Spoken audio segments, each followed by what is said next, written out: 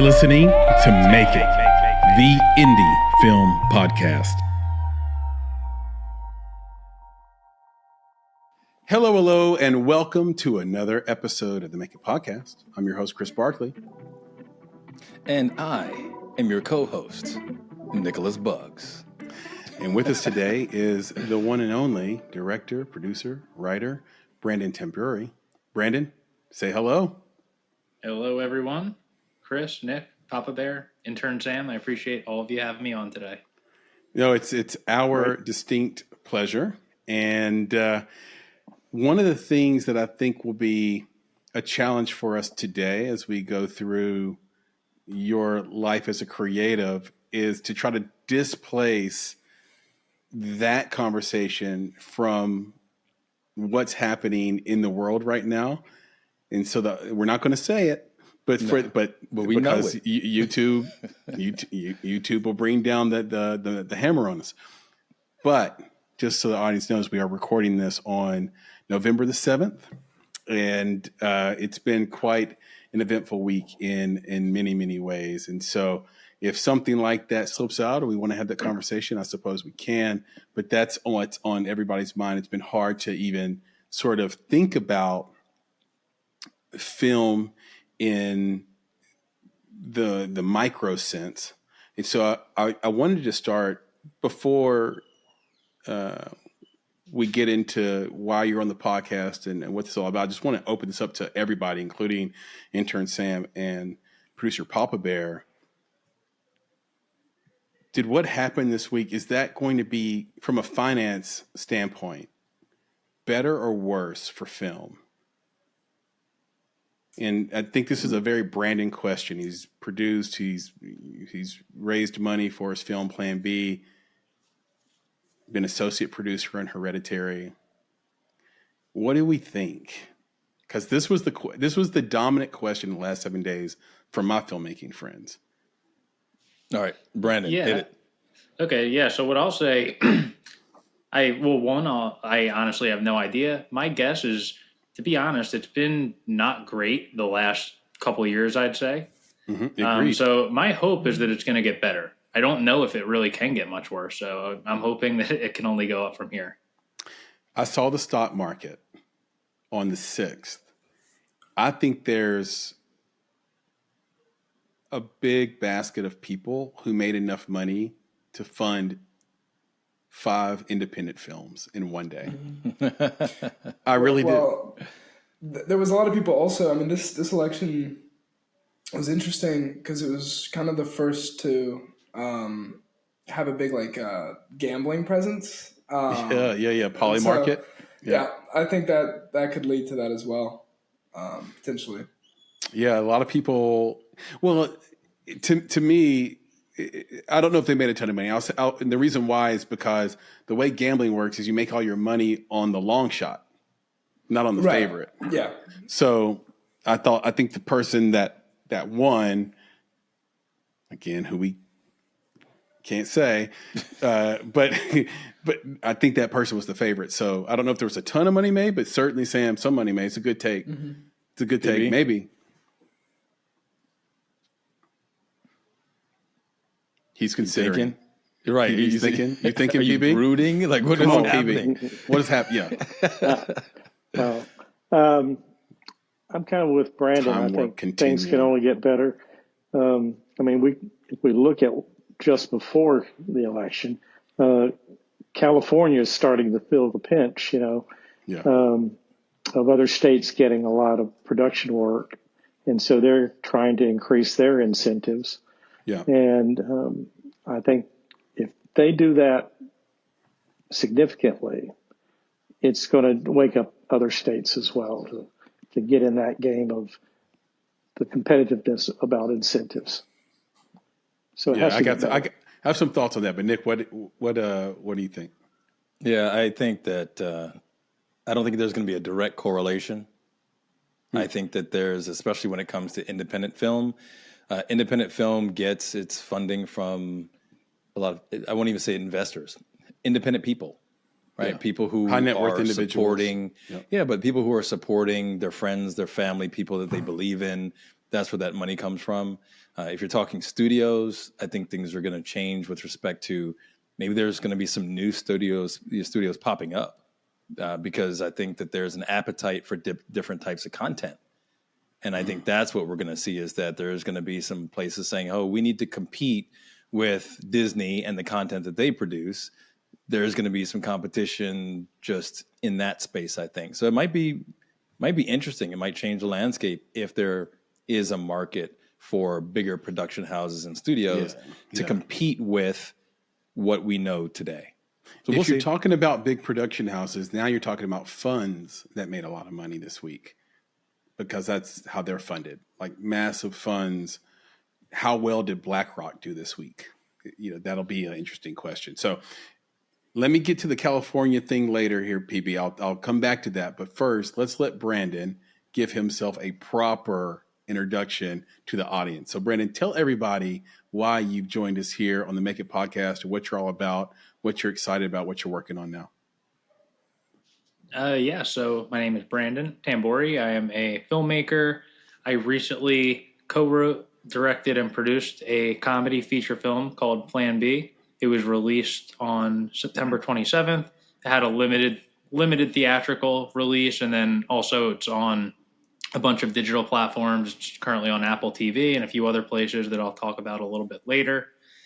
And besides just making that movie, it was a long journey. I started my own production company. I have some experience working at bigger production companies in the past, and I learned about the podcast a couple of months ago. Really like what you guys are doing, and I'm excited to be on. We're excited to have you. And just the quick note on the California piece that Papa Bear is talking about, he's specifically saying that there's a proposal from Gavin Newsom that's going to double the film tax credit in California. It has some other features too. I think there was another really good part of it if it passes. That's escaping me right now. I think it might be you get to keep the if your spend didn't meet the credit, you still get to keep the money, the difference, which I thought was huge. The Producers Guild people, they were basically like, great, but what does this do for below the line? Like, let's get some stuff in for below the line. So anyway, hopefully you're right, PB. Hopefully it does encourage other states to be even more competitive.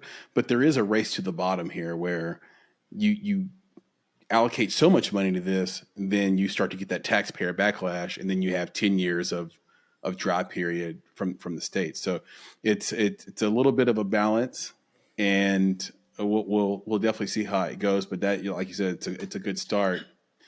As far as your film Plan B, you were working with Premiere Digital, and Nick, I think I'm okay doing this now, right? Like, I want to just announce that.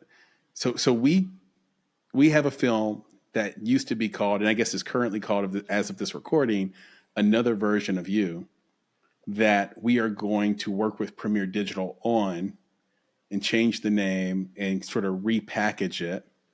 And so I'm just curious, what's been your experience working with them? They got you a limited theatrical release and this full digital release. How would you grade them, just for the independent filmmakers out there listening? So what Premiere did for us, they were our international sales agent. So they came on board actually right around a year ago.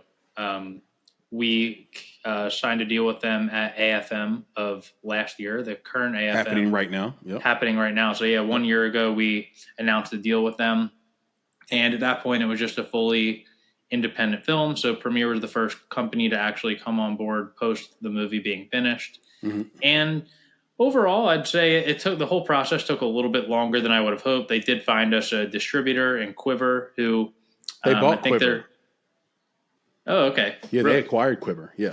Oh, okay. Yep. Yeah, I didn't even really know that. So there might even be a different, a little bit of a different thing here. So we have Premiere Entertainment Group is my sales agent, and Quiver is the distributor. So for us, it was maybe Premiere Entertainment Group is different from the Premiere Digital you're referring to.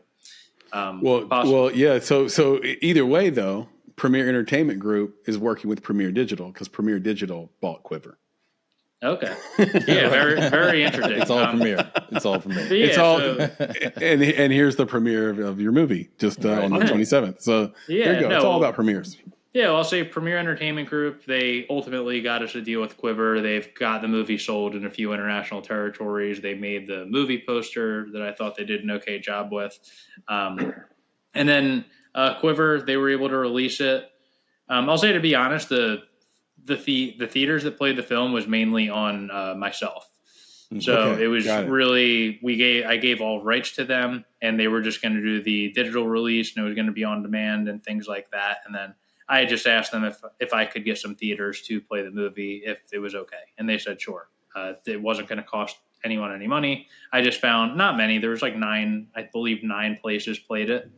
But film still festivals, a bunch of, some were film festivals and some were theaters, but a lot of them were set up through different film festival type organizations. And yeah, ultimately it was a great experience, I think, releasing the film, and people seem to like it that have seen it so far. So just hoping that more people continue to watch the movie and hopefully they like it. Nick, will you expound upon that? Yeah, well, I was going to ask. I don't know what did you mean by that? By film festivals? So that's one of the ways four walls. This is not in the festival. Yeah, tell me about this. Yeah, so Brandon can speak to that, but I know that's one of the ways you got it out was, they said, hey, you asked them, hey, you mind if I get it out there to theaters, because they were just going to do digital, and this is before him thinking about like doing a festival run. This is part of his actual distribution. Yeah, so this is actually for the release. So we did actually premiere the movie it played at the Mammoth Film Festival, which was in March. That was before we had a distributor. We also had a screening at the Lighthouse International Film Festival, which was in June. Mm-hmm. And I was involved with that festival as a jury member because I am from New Jersey, live in New Jersey, and that festival is in Jersey. So I was a jury member, and we did a special screening of Plan B there. And then as the movie was coming out, Quiver announced the date on the 27th. And I really just called many, many film festivals that were happening within the 2 weeks prior. A lot of them they didn't necessarily make the movie an official selection, but they helped set up promotional screenings. Really? Several of them were actually at film festivals. Like, again, it wasn't part of the festival technically, but they were special screenings of the movie, which was great because it got to play in theaters. There was like one in Texas that had like 200 people go. We had one in Salt Lake City. There was a bunch of different festivals that played it. And then there are some other people where they're like, hey, we can't really get you into the festival because it's coming up too soon, but we have good relationships with these theaters, and they just put me in touch with the theaters, and we had a handful of theaters play the movie as well on the opening weekend, which was great. This is like finding a gold coin under a rock. Like, because that's what it was confusing me, Nick, when you said it. You were like, he used film festivals to forewall his movie. I'm like, what are you talking about? Because that's not what film festivals do. But the fact that these film festivals said, hey, you're not in our festival, but we're going to screen you anyway. It's kind of, I've never heard of that. And so if they're willing to do that, that's really cool. Really cool. I'll say technically, I don't want to say it wasn't part of the festival because the screenings were like set up by the festivals, but I didn't get like laurels. It wasn't like an official selection, but it was still through the festival. It's very cool. And that's what I mean. Like you usually have to be an official selection to get on the screen. Right. And it's very cool because of the idea that having an official screening, it's exciting for people, right? It's not something that's part of the festival that's being judged, right, as part of that. But there's this thing that people think is special because it's going to be released in theaters and or even just on digital, and they get that pre-screening.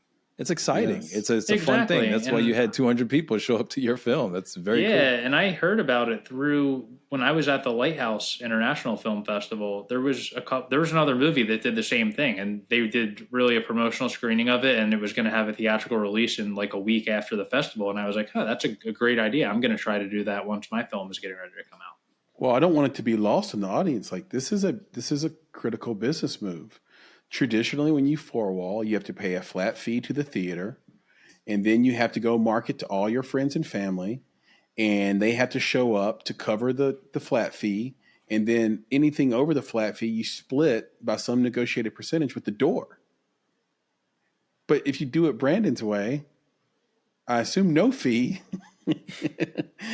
And so all these people see your movie and you didn't. Yeah, have so to I'll do say that. that the downside, at least in these deals, I did not pay anything. I paid $0 for all these places. I believe there was 9 of them. I didn't get to keep any of the money that they made from ticket sales. So that's the downside. If you are really four-walling it, you can take the money, but it was very little downside. I just reached out to festivals and theaters and said, hey, would you play the movie? You can keep the money. And there's no downside. A lot of them didn't respond to my outreach, but several of them did play the movie, and it ultimately just helped with marketing. Exactly. Yeah. There's no downside. That was perfect. I'm that with was a Nick great on deal this. for them. Yeah. And I think that incentivizes them to continue to do it.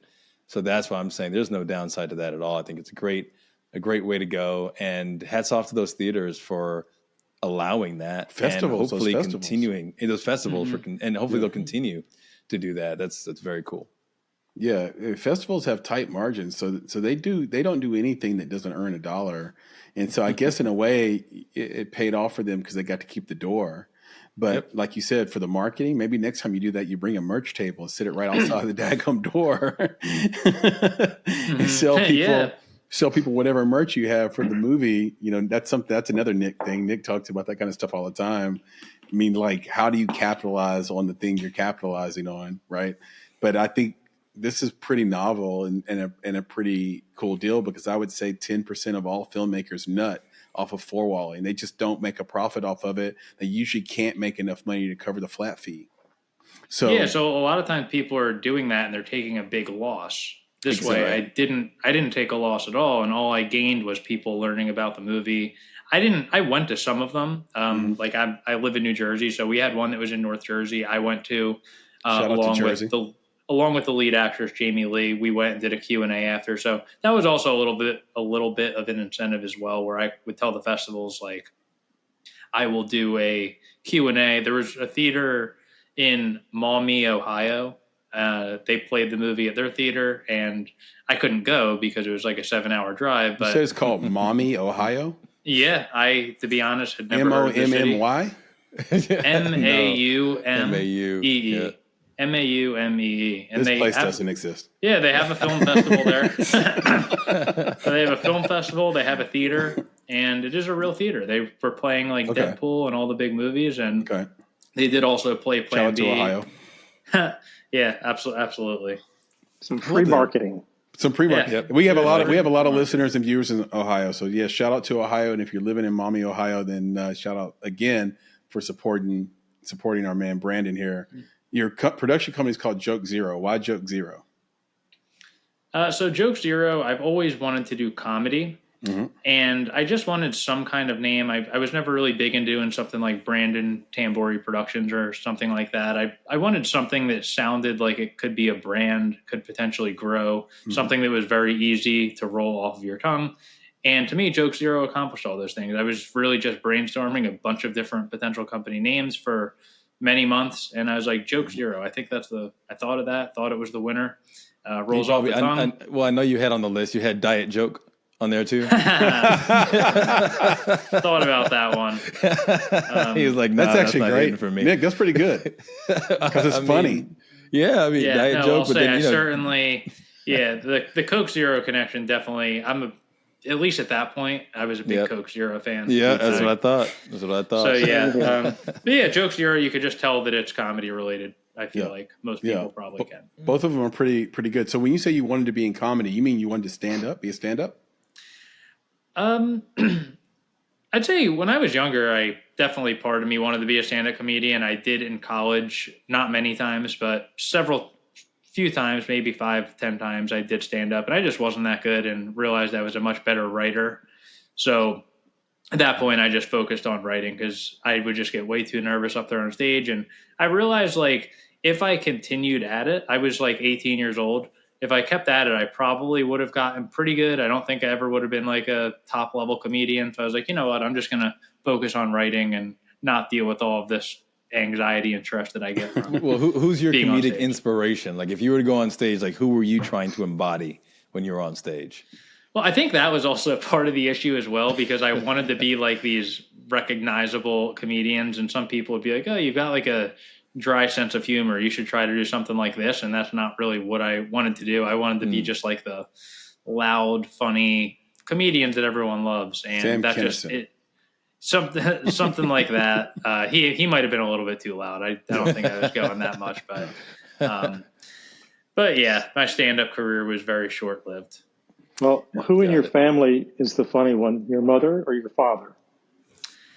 That's a good question. I don't think either of them are too funny, to be honest. Where did this come from?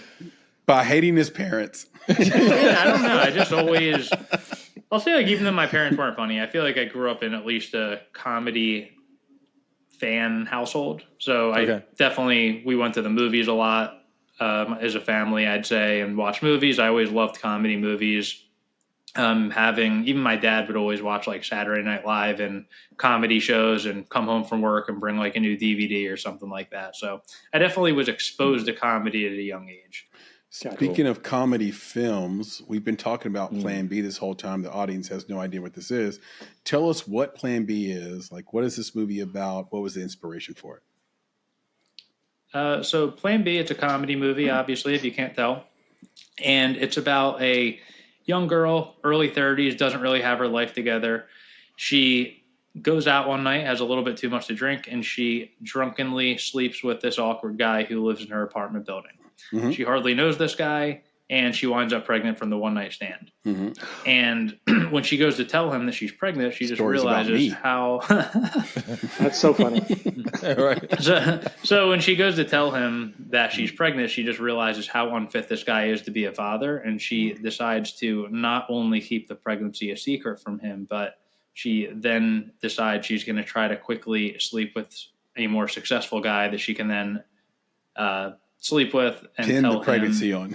Essentially, I'll say the nice way of it is to just tell this new guy that he's the father. Yeah, the expected and then father. She comes up with that idea, and that I'd say sets up our premise with a series of funny but failed attempts at her trying to find a guy. And then she does finally meet a guy who seems perfect, checks all the boxes. He's totally on board for the pregnancy, thinking the baby is his, of course.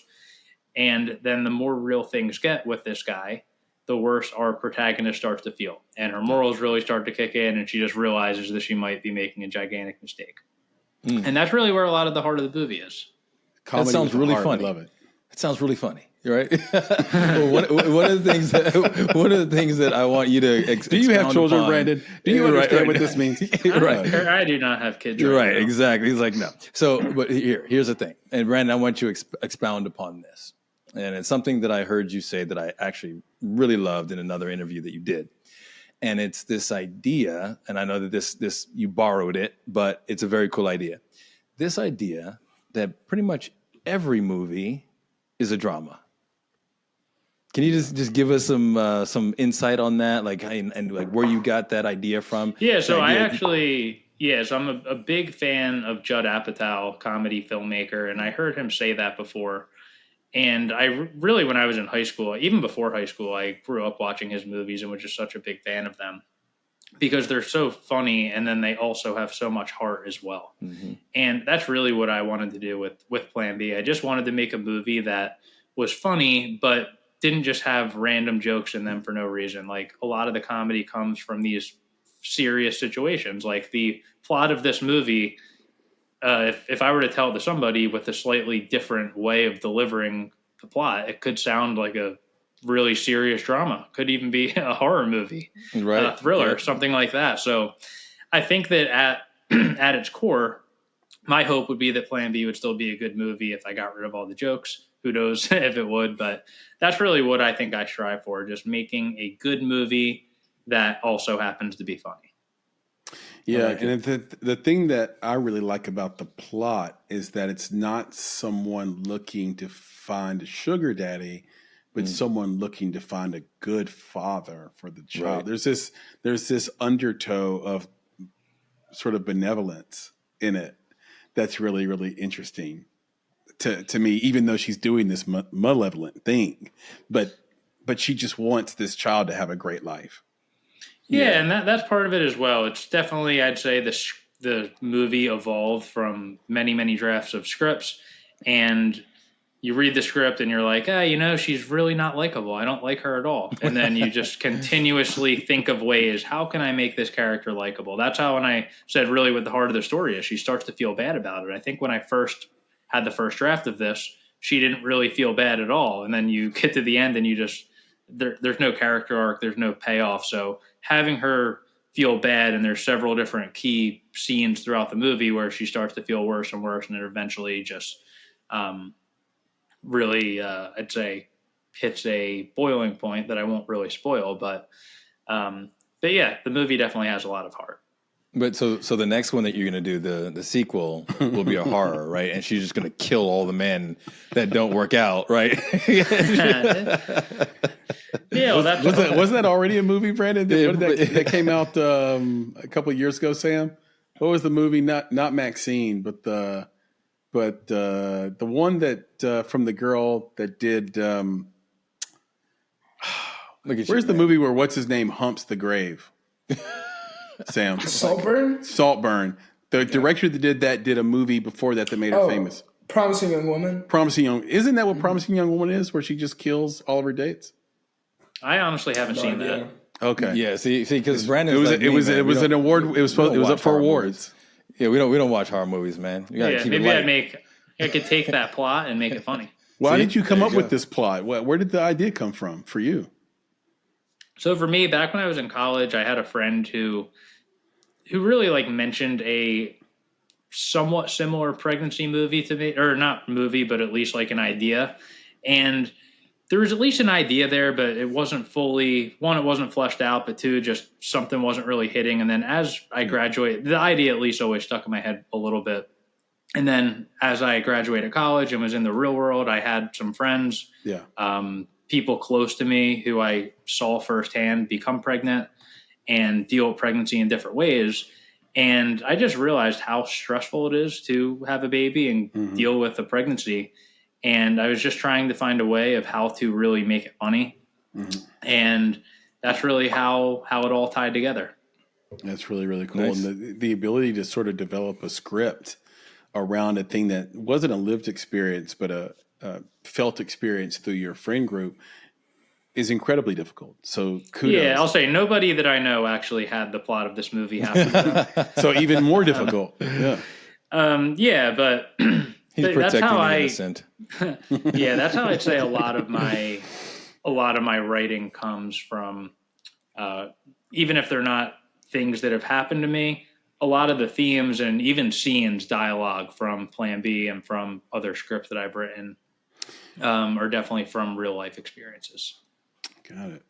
So for this audience, before we get into some audience polls with Sam, intern Sam here, is it true that you had 30 investors in the movie? And if so, just for the filmmakers and would-be filmmakers in this audience, what would be your advice to them on what's the right number of EPs? I mean, is 30 getting a little hairy, or what's been your experience with having that many investors and trying to track those dollars?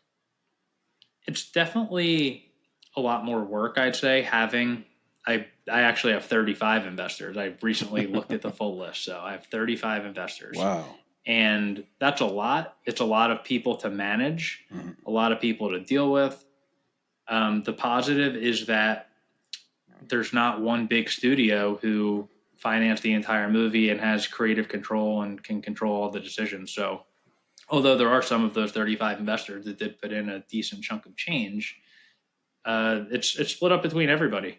Yeah. So it's, I'd say at the end of the day, it was all these people who were trusting me. And again, it was more work to get 35 investors who were all putting in smaller amounts of money. But it gave me a lot more freedom, and a lot of these people trusted me, again, opposed to just a big studio or one big financier who was funding the whole movie. So I don't necessarily want to say the more the merrier, because what I learned is it's just as hard to get someone to put in $2,000 as it is to get someone to put in $20,000, just based on how much money that person might actually have. In a perfect world, I would love to just get money from one person, I'd say, if they were still going to be a good partner. But yeah, the way I did it, I don't think I'd do it any other way. I got the movie made, and I'm happy with the final product. You know what I'm thinking, Nick? Yeah. How would a guy like you, Nick, if you were one of those 35, how would you communicate to, let's say, your director, Brandon, some creative notes when you're one of 35? How would you do it? I'm just curious what your approach would be. I mean, would you feel, I don't know. Or did you feel crowded out or no? No, it'd be very easy because I would walk up to his back door in the dark of night.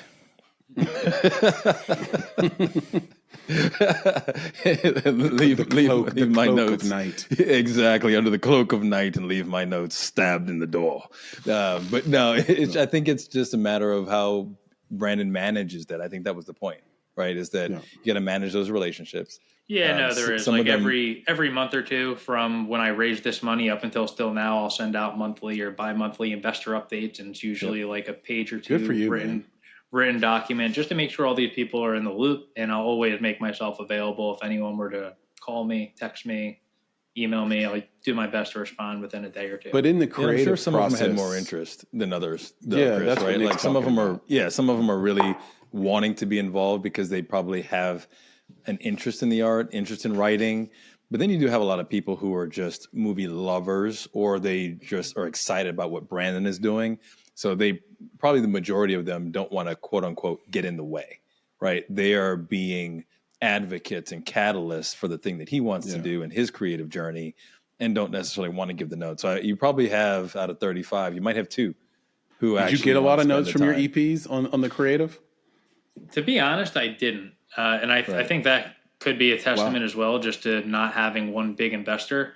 I don't think any of the people who really put in money were people who were like trying to claw their way in and have any kind of control. They all just trusted me. It was always clear from the beginning that whatever I said was not in like a really like dictator kind of way, but whatever I said was really gonna go. Like I was the final decision maker, and they were all not only investing in the project, but investing in me as a leader and a director and a lead producer.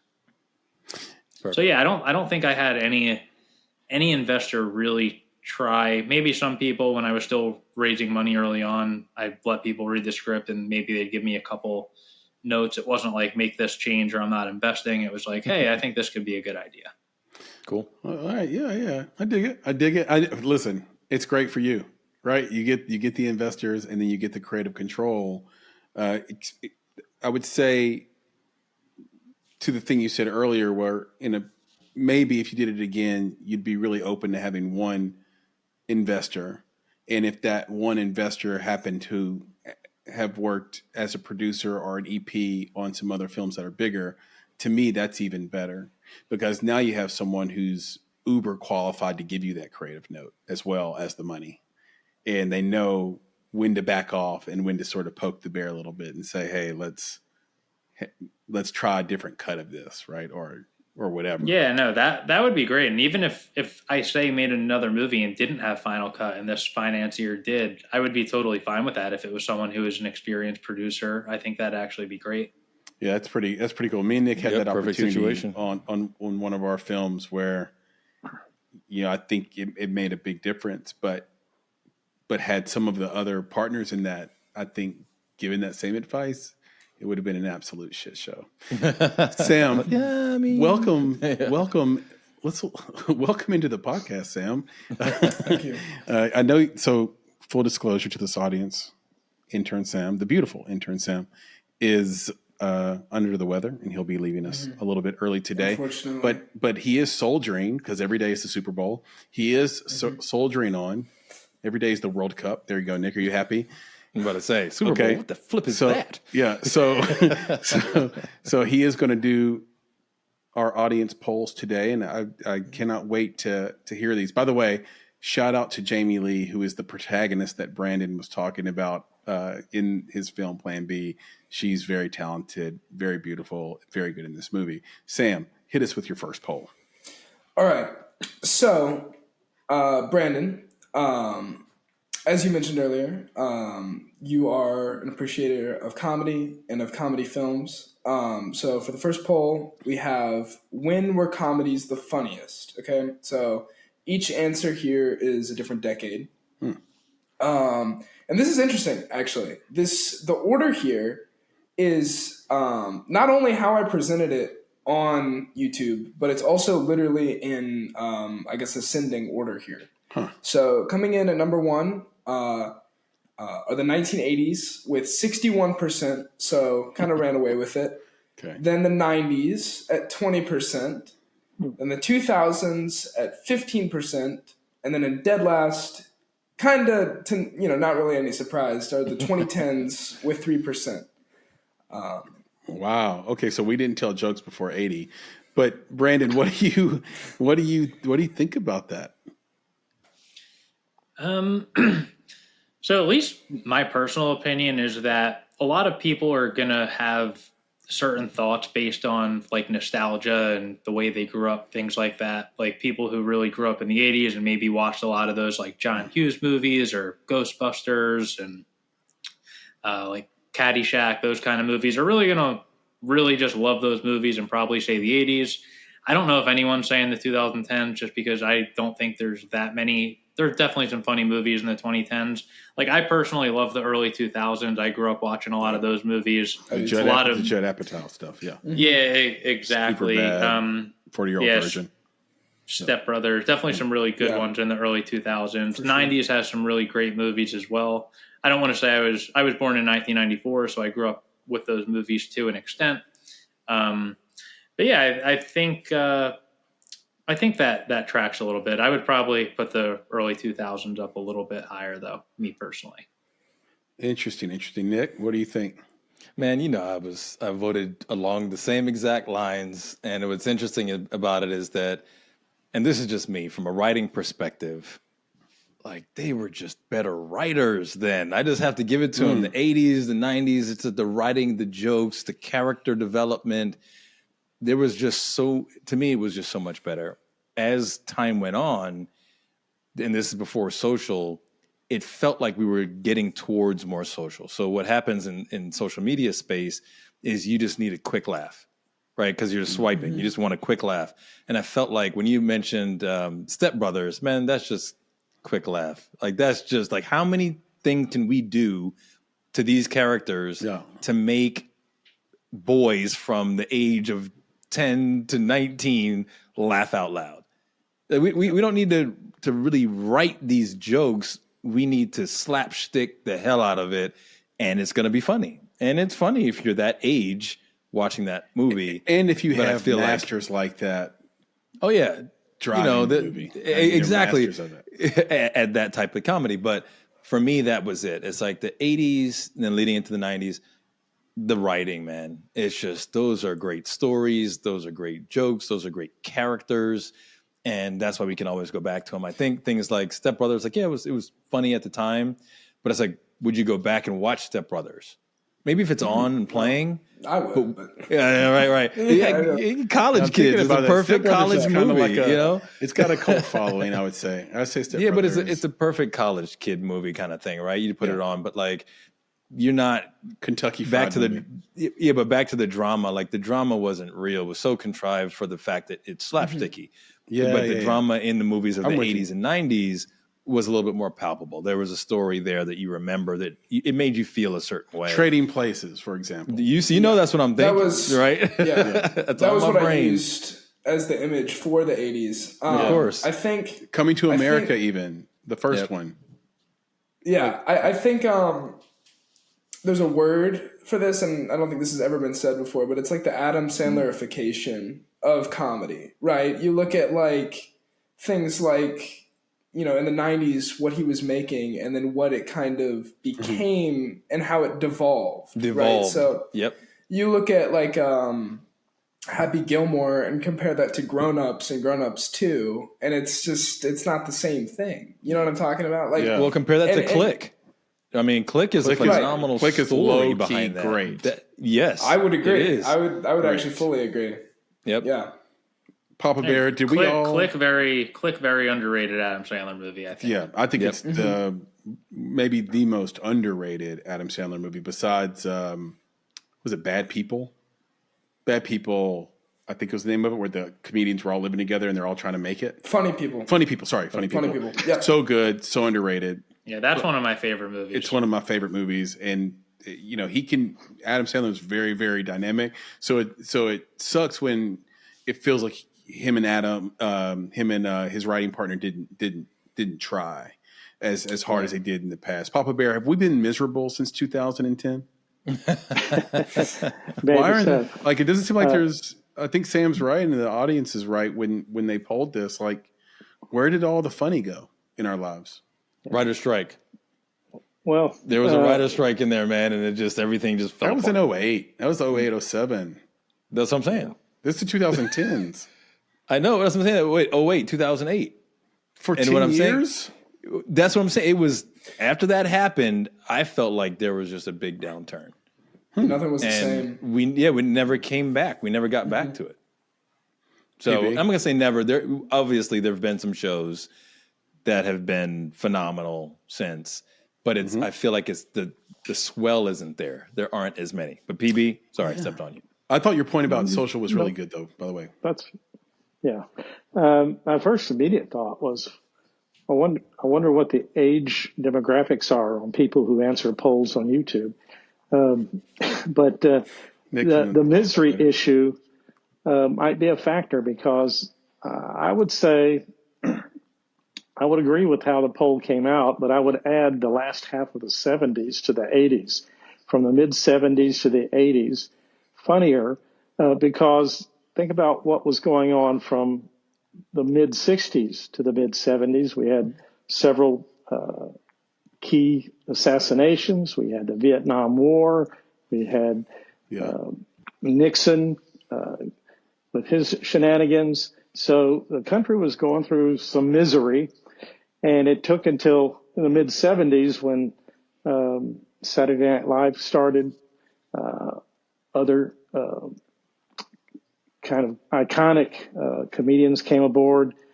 And so I think things were funnier from the mid 70s through the 80s. That's a really Richard Pryor, Eddie Murphy. You had The Jerk. Yep. Three Amigos. That movie, Three Amigos. Dude, that's a really great point, PB, because I didn't even think about the shows because to Brandon's point about the 2000s. So you have SNL running the whole way, and then you get Chappelle's show that just blew up. And then Chappelle didn't want to do the show after the 3 seasons, and Comedy Central replaces that with Key and Peele, which wasn't just a replacement. It was like also incredibly awesome. Now in the 90s, I know we had In Living Color, and we had Mad TV, and we had Kids in the Hall. So we had a few. Kids in the Hall have an epic skit called Ass Pennies. Editor Kate, please put in ass pennies right in this moment. Oh gosh, just not the whole thing, but maybe just the punchline to the skit Ass Pennies. I laugh at you before you can laugh at me, because your pennies have been in my ass. It's chef's kiss. Thank you, Kids in the Hall, for making Ass Pennies. But anyway, I think it was Kids in the Hall that did that. Anyway, we had all that comedy that came into the 2000s, to Brandon's point. So it wasn't just the Judd Apatow movies and comedies like that were trying to compete with him, but these shows too. And maybe we are going, Papa Bear, through a time of international misery, and we may come out of this with an all new SNL, all new shows. We need a new Judd SNL. Apatow. I'm sorry. We need a new SNL. I need somebody else to build me a new SNL, because I can't with this one. This is not working for me. These people aren't as funny as they were. Well, back they had to bring then. back Dana Carvey. They bring back Dana Carvey to do Biden. No one's ever done a better Biden, and he immediately is the best cast member on the show. Just That's to your what point, I'm saying. Nick. That's what I'm saying. So I need Dana Carvey's to do that immediately again. the best cast member. We need that. We need that in our lives. I'm voting for that. I'm on it. Let's make that happen. Let's make it happen. Okay, Sam, do you have another poll for us? I do. I have one more poll, and it's simple. It's a simple poll, admittedly, but what is the best streaming platform for watching movies? So it's kind of twofold, like both UI, but also just general kind of library. So UI, pretty, UX, and library. Got it. Yep. Yeah. So pretty unsurprisingly, Netflix ran away with it, really, at the end of the day here. That was 83%. surprising to me. Yeah, I thought that was kind of wild because it's not my choice. My choice isn't even next. It came in third. So Prime Video came in second with 11%. And then Max at 4%. Yeah, I picked Max. I think Max is the best. And then Mubi, which is also great, at just 2%. Shout out to Mubi. Mubi plays our film, Another Version of You. Go ahead, Sam. Yeah, Mubi's great. I think really what this kind of came down to is like brand, right? Like everybody the power knows brand Netflix. You know what I mean? And they associate Netflix with streaming in general. It's synonymous. It's like Kleenex to an extent. It's like Kleenex or Google or Coke. In the South where I'm from, Coke. We're all a little slow down here. We call soda Coke. Everything's Coke. Give me a Coke. Cold drink. And we might want an orange Fanta, but we still call it a Coke. Right. But, what flavor Coke do you want? What flavor Coke do you want? Yeah, Sprite. It's exactly right. So it's so stupid. Anyway, old habits die hard. But here's the deal. You didn't even include Apple TV Plus, Sam, which I think is show for show the best streamer. It's not better than. I'm not saying it's better than. We're doing movie for movie. We're doing movie for movie. But also, show for show and movie for movie. Like they had Coda. So here, here's the thing. Here's the thing. And it's more than Coda, Sam. Okay, but here's the thing. Max is better because there's so much more. So much more, and curated in a different way too. Because I think that if you were to go, because I do this with my son, he asks me literally every day when I pick him up from the bus. He's like, "Dad, are there any new trailers?" I'm like, "Yeah, if you want to see the Netflix trailers, there's like one every minute. Like, they're just always coming out. But those aren't the ones we're looking for. We skip past most of those, right? So, but it's the ones that are coming out on like an HBO Max that you're definitely gonna watch that trailer. So this tons is of stuff on Netflix, but not as curated. It is a complex poll, Sam. This is complex, right? Because we talk show to show, movie to movie, then like sort of breadth of services when it comes to Max, and then you think about a Netflix, and you're like, why? One, Netflix got 82%, but two, why are we surprised by it? Netflix has better movies than maybe any of those streamers do, and you find that out come award season. But they have so much content, and they don't promote the award-winning films like they do. Their FYC films don't get promoted like their everyday shows, and so it's super diluted and pushed down, and you don't even realize like there's Roma on there, and there's like Mid-December. It was one of the best films from last year. It didn't made no noise. They pushed Maestro, which and Maestro was great. Sorry, it was awesome. How many? You don't think Bradley Cooper was good in Maestro? I think he was all right. Oh my God! I think it had some of the best cinematography from last year. Yes, it was. I'll give you that. How many cigarettes did he smoke? Oh, endless. When they didn't put that atrocious black and white filter, I don't. If you've seen Maestro, the cinematography is beautiful. Yep. It is beautiful. I mean, there's a scene in that movie. It was the best scene of last year. Like literally half the movie has this disgusting black and white filter just covering it. Like the gorgeous colors, gorgeous color grading, incredible shots, just completely muddled by a creative choice to have black and white. It was baffling. See, Brandon, what Sam is saying is he needed his EP to come in and give him notes, Brandon, to say take that black and white off. Potentially. Really I'd say another thing too, just to add into this whole conversation is someone like Netflix. They are licensing so many movies, so they do have their Netflix originals, but there's also tons of older movies and just classic library movies that are on Netflix where, at least to my knowledge, I'm not really sure if Apple is doing that. Nope, they have a lot of Apple originals, and they've only been around for a few years. Like Apple's pretty new, at least in terms of Apple TV Plus. And I think all of their show, maybe not all of them, but a lot of their shows, they've got the morning show, they've got Ted Lasso.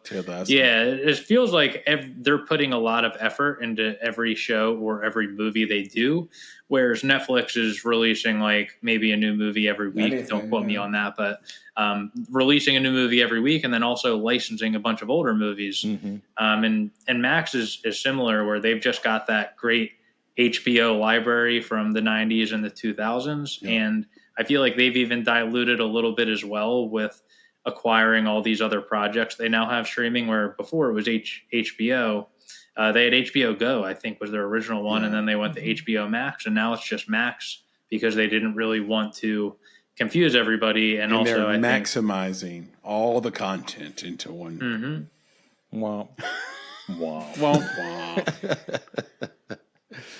Very good. Well, yeah, Sam, well done, man. I like those. I like those polls, and I had to put one out there, man. I was gonna say I had to put one out there on YouTube today, and I just wanted you guys to know that today, if you didn't know, I'm gonna tell you.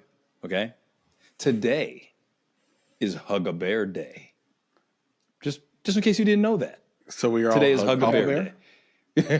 We all need to hug a Papa Bear. I thought today was National Cappuccino Day, and Hug a Bear Day, and National Men Cook Dinner Day, and and it's one day. Women hate that. Packed. You're right. Why don't Papa Bear? Will you reach out to the U.S. government, please, and then see what the process is This is what we have a senior producer for, and reach out and see what the process to get a holiday is for like us. Yeah, it's a National Podcasting Day or something like that. I'm sure that already exists. Yeah, exactly. 100%. It'd be National Make It Day, bro. Well, Papa Bear, figure out like how we get our own day. I think that's the key. I wanted to hear, Brandon, before we leave this topic, what's your favorite streamer? Because you gave the opinion, but you didn't nail down one. Yeah, I think I was actually gonna go towards Apple TV Plus. I think just because they're focusing so much on good content, whereas a lot of this other stuff, like you turn on Netflix, and even myself working in the industry, I've never heard of like probably 75% of the stuff that I'm seeing pop up on Netflix. So I think just Apple, a lot of people watch those shows and subscribe just for the originals. But I will say, I have pretty much every streamer. I like a lot of them. Even I'll give a shout out to Peacock. Oh yeah, as well. For sure. Especially I'm a WWE fan, and they've got the WWE stuff on there. I know they're going over to Netflix soon, so Peacock's going to slide way down my list once they. Oh my gosh! So I love the pick. There's a new show on Apple called Disclaimer with Cate Blanchett, who I think is maybe the greatest living actress alive. And she is amazing in it. And Brandon talked about having a character that's really dislikable. This is a very dislikable character on the front half of this series. I recommend Disclaimer to anybody that has Apple TV Plus or is interested in it. And if you stick with the status quo here, with the consensus of Netflix, we put this in our newsletter. I highly recommend watching the movie It's What's Inside. It's What's Inside. It was purchased at Sundance for $17 million, and it was made for $2.5 million. So congratulations. Is that the latest movie in the Alien series? It's What's Inside. That's the latest. It's the latest movie in the saga of the chocolate studs. Right.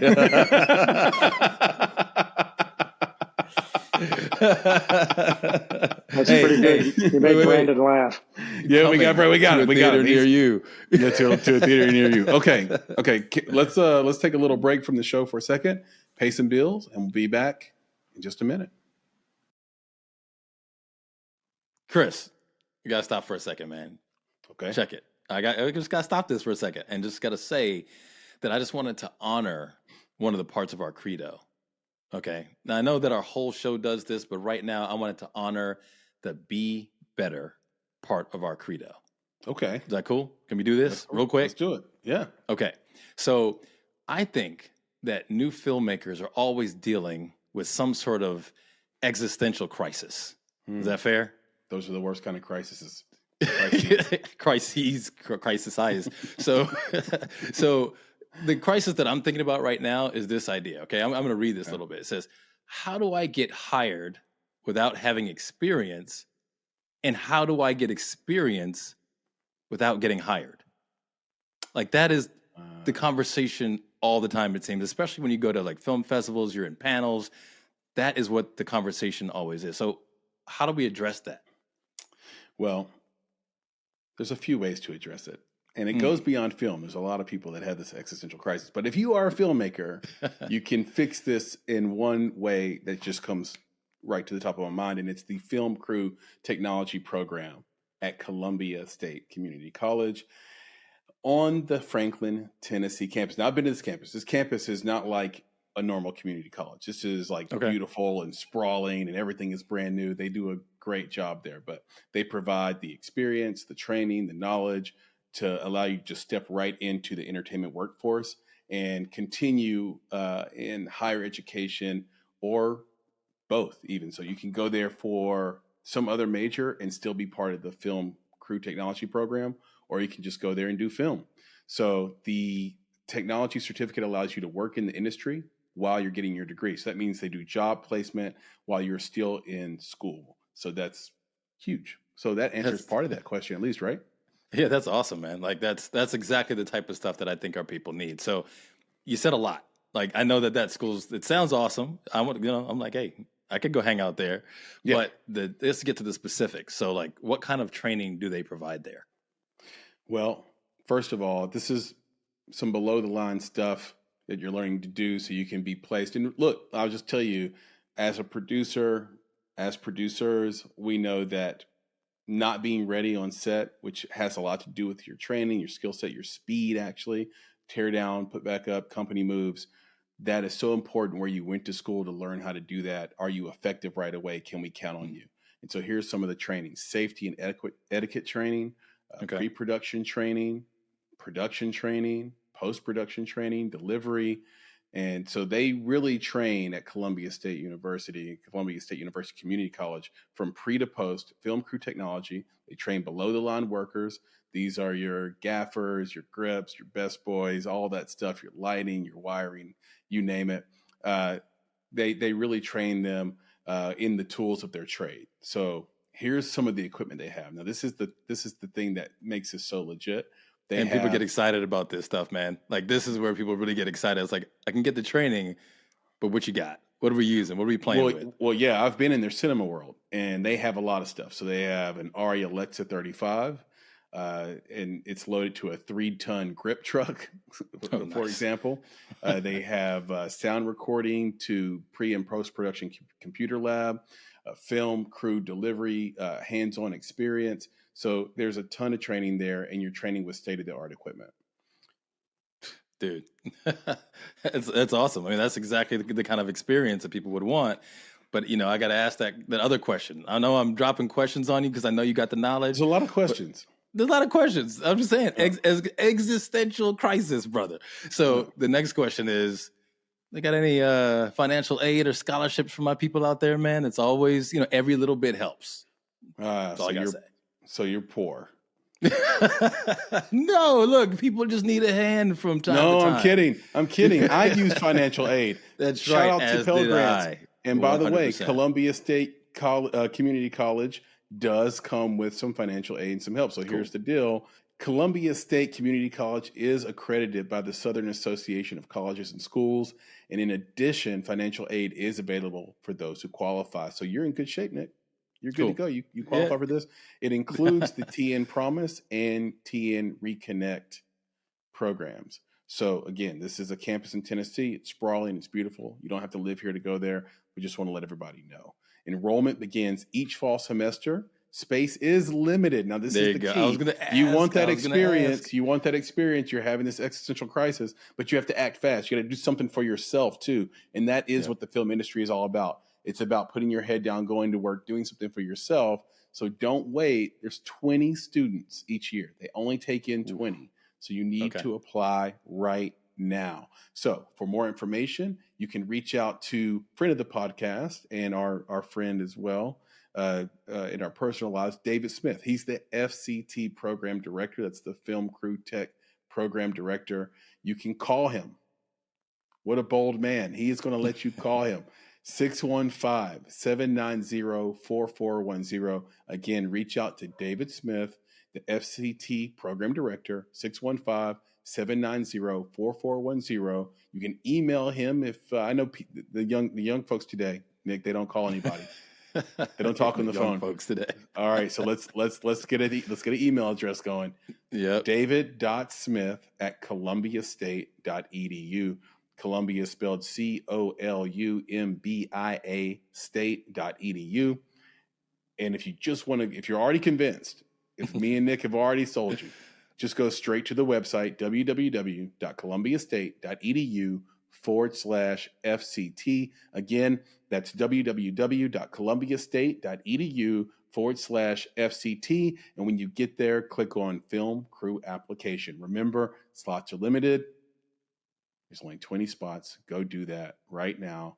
www.columbiastate.edu/FCT. What's up, folks? This episode is sponsored by Duer. Now, check it out. I know Chris looked at me. He was like, "What?" Well, doer? the way you said doer. You're right. Exactly. He's like, because I'm a doer, bro. I'm a doer. Doer where? That's right. Doer. Doer I'm a when? Doer, right? Yeah, I'm a doer. So, but here's the deal. It's DUER, right? Not DOER, even though the pants that they sell, because look, Duer is all about, what's their slogan? Is like the world's most comfortable pant. And when I hear some stuff like that, I will tell you off the jump, I'm like, I mean, really? Like you went that far? Like it's big. It's like when Chinese restaurants say they're Chinese #1 restaurant. There you go. They're all number one? They're all number one, right? Yeah. But I have to give it to them because I actually do have, like 2 pairs of these pants. And they might just be my most comfortable pants. Like, I was kind of mad about it because, that I have the inner doubt first. I'm like, how you going to say you're the most? And then I had to eat my words because them dang pants are so comfortable. So I ended up getting 2 of the pants. I got like the stretch canvas pants, but I also got a pair of the, what were they? Oh, they're like a denim. And I think you got a denim too, right? But those stretch canvas, man. So I was telling my wife about them and I was like, for real? They got the name right, which is Duer, because legit, like these pants are for people who do stuff. Yeah. And she's like, what are you talking about? Everybody does stuff. I'm like, no. I'm talking about people who do stuff. Like people who got to like run up and down stairs and not worry about those tight jeans that you got to waddle in. The people who get up under trucks and have to change oil, because I got a truck, got to change the oil. I can wear the same pants. And if I decide to go out, I might just wear the same pants. Yeah. Because they look good. Yeah. So, I'm over here geeking out on some. I like them in the sage color, too. They have them in black, but they also have them in like, I guess it's called pine officially. That's the one. I got the pine, man. It is nice. Pine is nice. That's a nice color. Yeah. And because it's different than your normal denim that you would get, right? That denim blue. And if you get that pine, it sets off the outfit just right. Yeah, I think they're great. So I'm totally with you on this. I had a pair of the denim and I wanted to test them out. I wanted to put them through their druthers here. And I recently came back from a trip to Tulum and I wasn't there walking around the beach or doing the influencer thing. I was actually down there walking around construction sites. I was down there in the mud and in the rocks. And if you've ever been to that area, you kind of know they have a bunch of cenotes and a bunch of sort of wildlife and nature.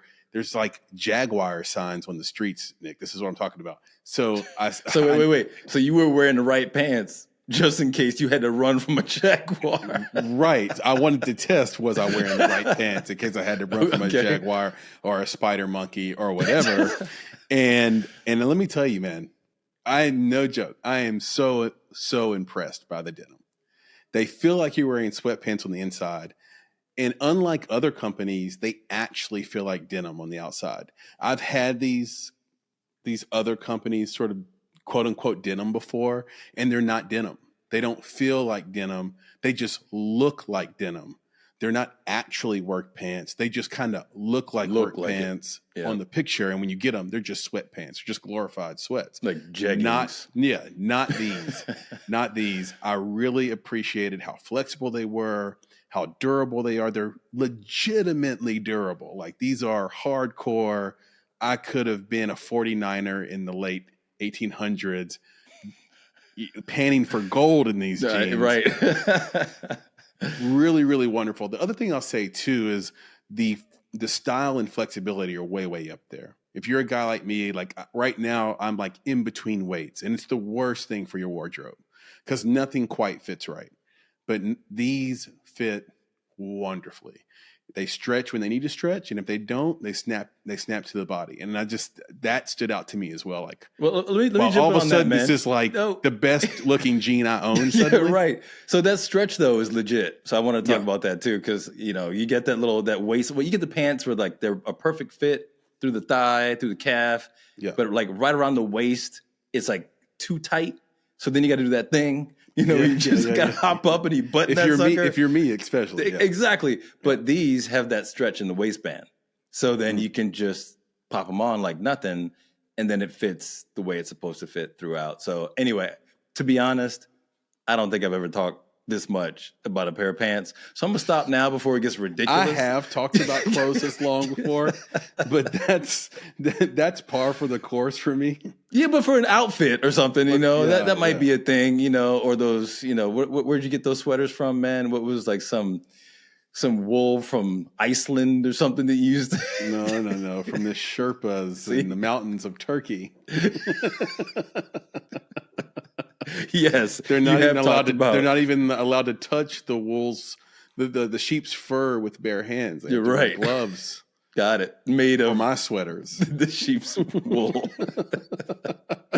Yeah. So anyway, I'm not gonna go on and on because I feel like I already have, because I don't want people to think that like we're going over the top. I just want to tell you that if you need comfortable pants, okay, that's the first part, right? Comfortable pants that look good. Like these aren't, like you said, they're not just sweatpants. They're not just your cargos or whatever that you're wearing for work stuff, but they look good too. But then also I think that there's just a durability to them. Also that part to me is important because these are high quality pants that can last you.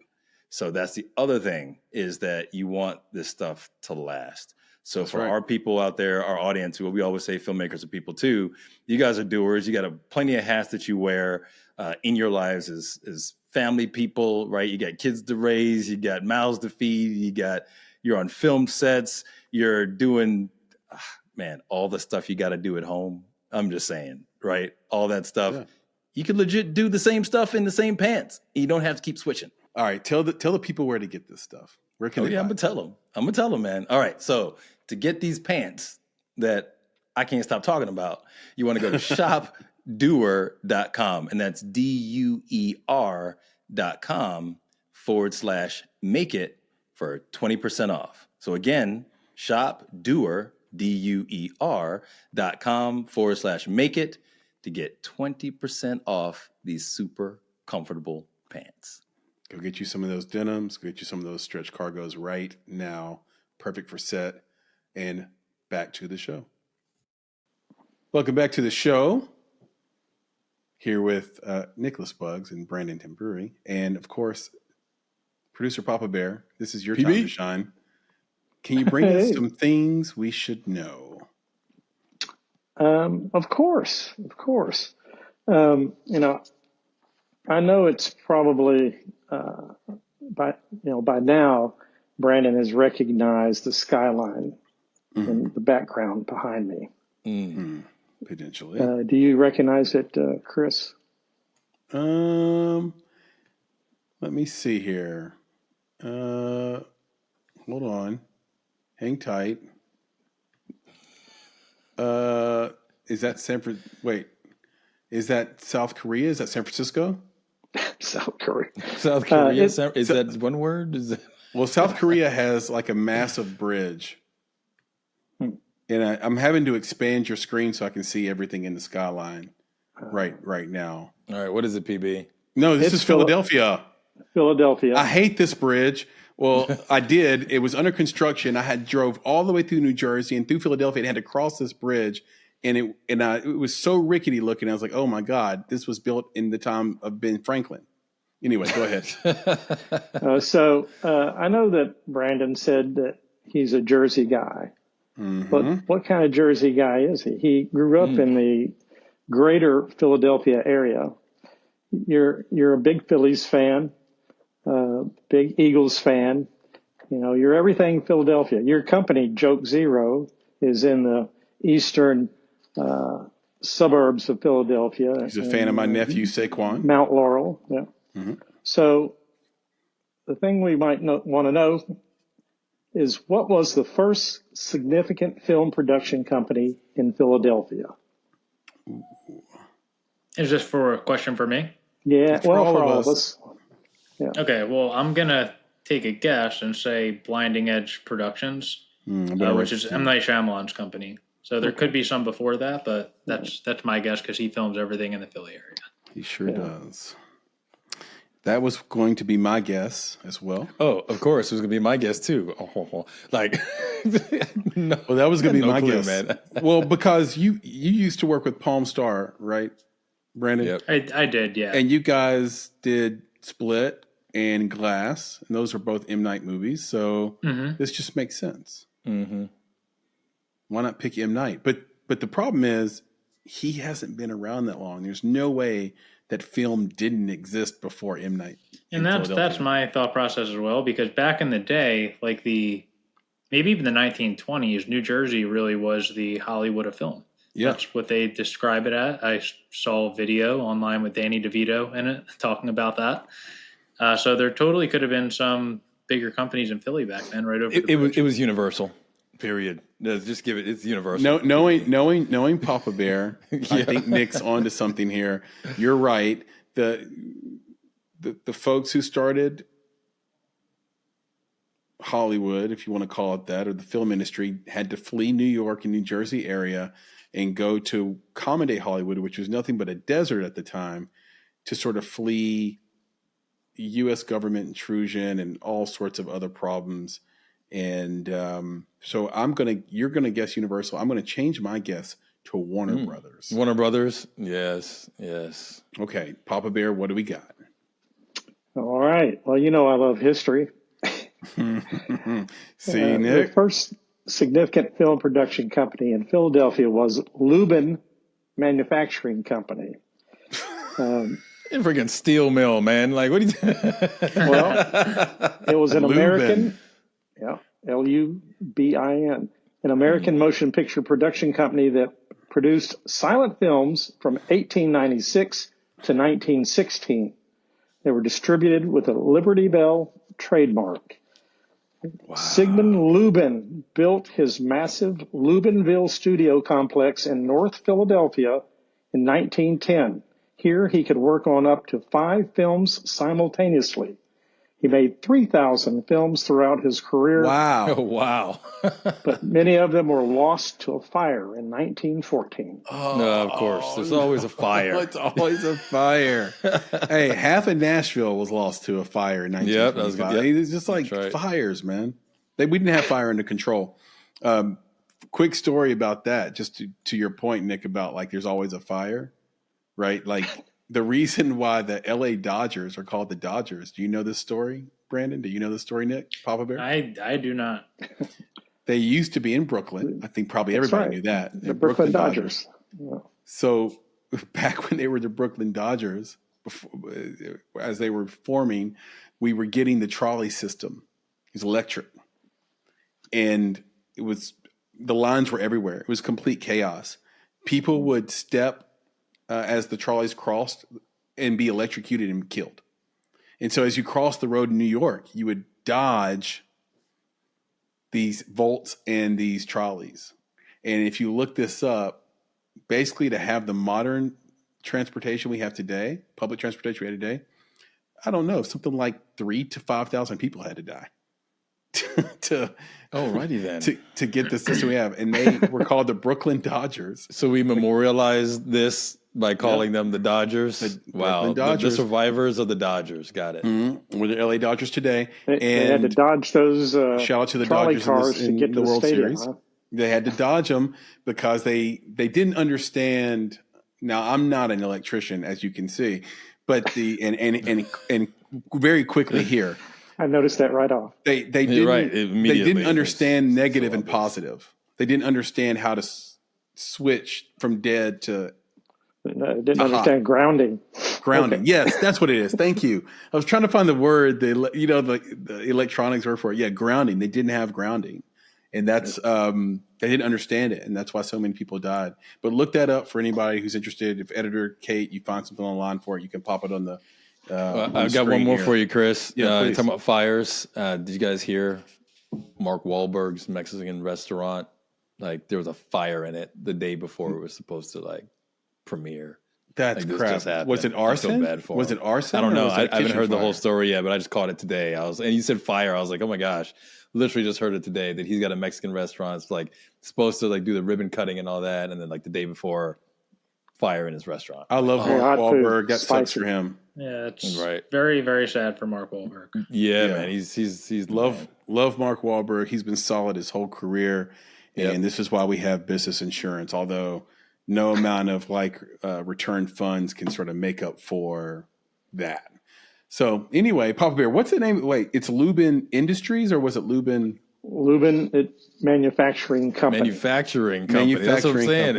I'm going to write that down. Lubin steel mill, or they're making Manufacturing Company. Yeah. Papa Bear, you did it again. That is definitely a thing we should know. And Brandon, you have producer Papa Bear to thank for your next icebreaker at your next gathering.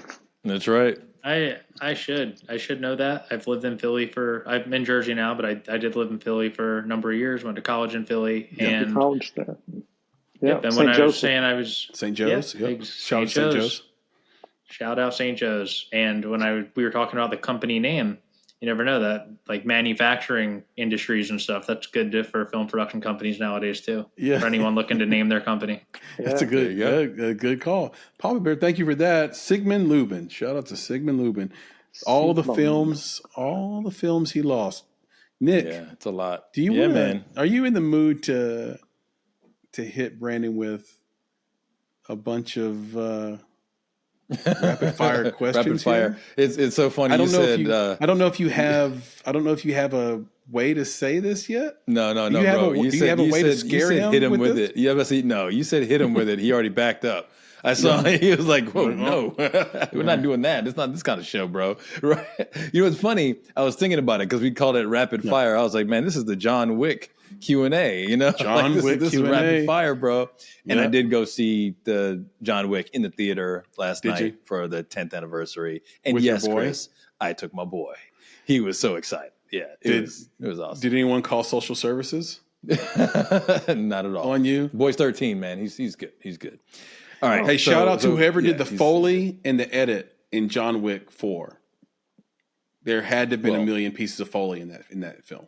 Period. Yeah, no question. Dude, just all the bullets that hit the ground and all the glass. When it comes out of the jackets and all that stuff, it's just all of them. It's a work of art from an editor, from a story standpoint. It's not great, but from an editing standpoint, it's one of the best edited films I've ever seen. Period. Yeah. Well, they're all beautiful. Yeah. All right, man. Brandon, you ready? So I got man. I know you're born ready, right? So I got a couple of questions based off of what you've been doing, specifically with Plan B. Right, we're all going to bring it back to Plan B. We want everybody to watch it on all the streaming platforms. Heck yeah! But we also want to kind of get the audience excited about how you made this happen, and then also part of what we do is also the educational aspect of it. So this is more like a how-to, and we'll just kind of run through them. So the first one is, what are the two most important things that you learned as an associate producer that prepared you to produce and direct your own film? Two things. Yeah, so just for more context, you mentioned it a little bit. I was an associate producer on the movie Hereditary. I would say the most important thing I learned is just how to make an independent film. So even though A24 really did an amazing job releasing Hereditary, it was done completely independent, and A24 essentially acquired the finished movie. So I got to learn how to not only make a film creatively, like with developing a script, and also like editing and how much a movie can change in the edit, but also all the business aspects as well, like how to manage a budget and things like that. And again, I wasn't the one actually doing all of these things, but I got to work with a really great team. The crew for Hereditary was fantastic, and I got to learn from a lot of people.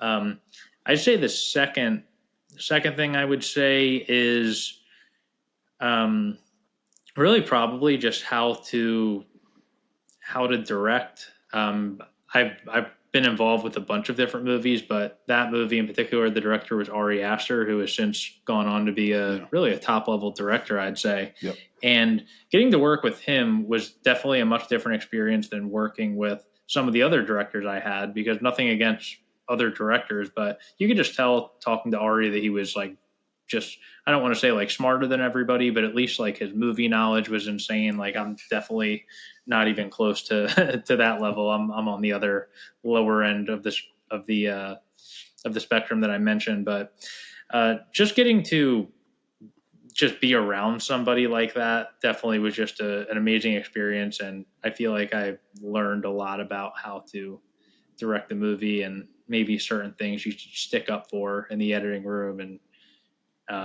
things like that. That's great. And I think the reason that's so important for the audience is that you got all of that in a position that wasn't that, right? You don't have to be a director to learn about directing. You can work with the team and learn these things, right? Being a producer, you don't have to be the producer, right? You could be the assistant producer. You could even potentially be a PA and gain this knowledge, because you have to do all these tasks that producers have to do. And if you're doing your own film, well, chances are you got to wear a lot of hats. So having worn the hats that you wore really sets you up for success for Plan B, which is really cool. All right, the next one. How did you learn how to make a budget for a film? So I'll say that I never actually made a budget when I worked at Palm Star or National Lampoon, but I was exposed to some budgets, and I honestly learned from YouTube tutorials. So I knew that Movie Magic was the software that all line producers in the industry use for movies. So I had reviewed budgets before. So once I decided I wanted to try to make a budget for Plan B, I downloaded Movie Magic, and it's actually on Movie Magic's YouTube account. I believe it's probably still on there. They have amazing tutorial videos on how to use all of their software. So I really just watched their videos. They're long, but they're worth it. You can sit down and have no knowledge on how to make a budget, and they really teach you from scratch how to actually go through and design the budget. And then I'd say I did have some knowledge beforehand of like what certain things are going to cost, but in terms of actually making the budget, I learned that from YouTube.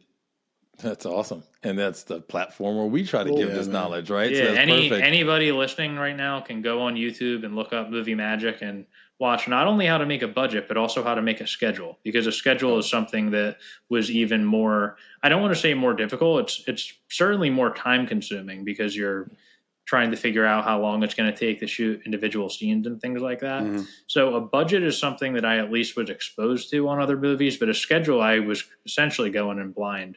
I really was not involved in schedule. Like Hereditary, I had nothing to do with the schedule for that movie, and other movies I had nothing to do with the schedule. So I learned a lot from from YouTube.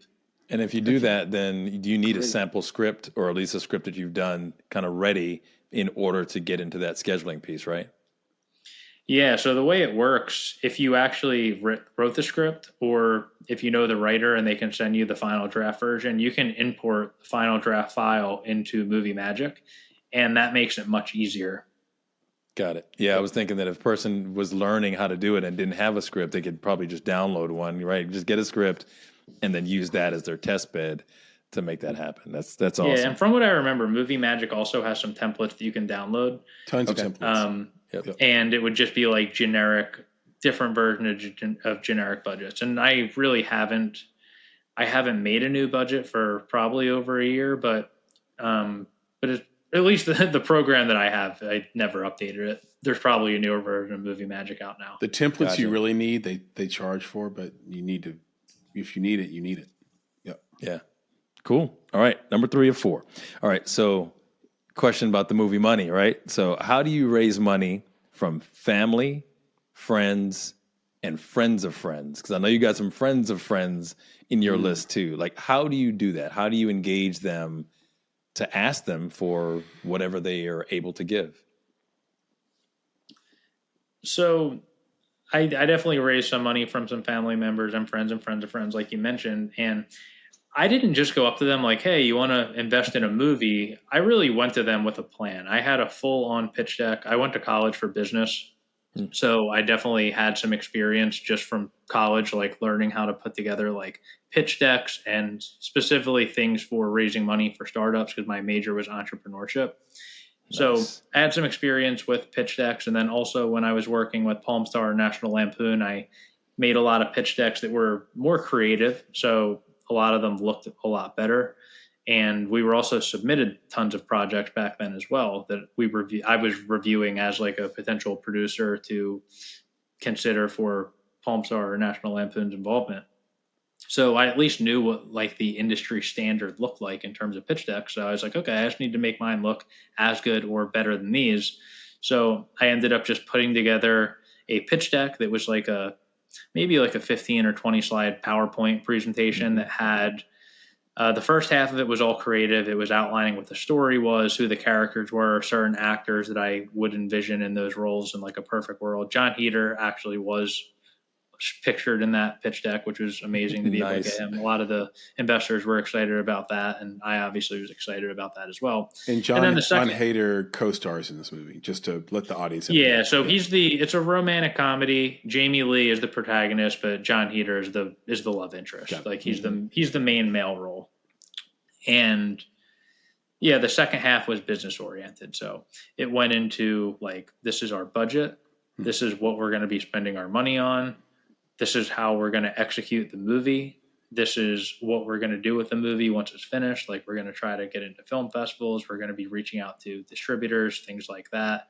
And then it went into like potential like return on investment. Like, if you put in this much money, you would have this much equity in the movie. And if we sell it for this amount of money, then this is what you would make.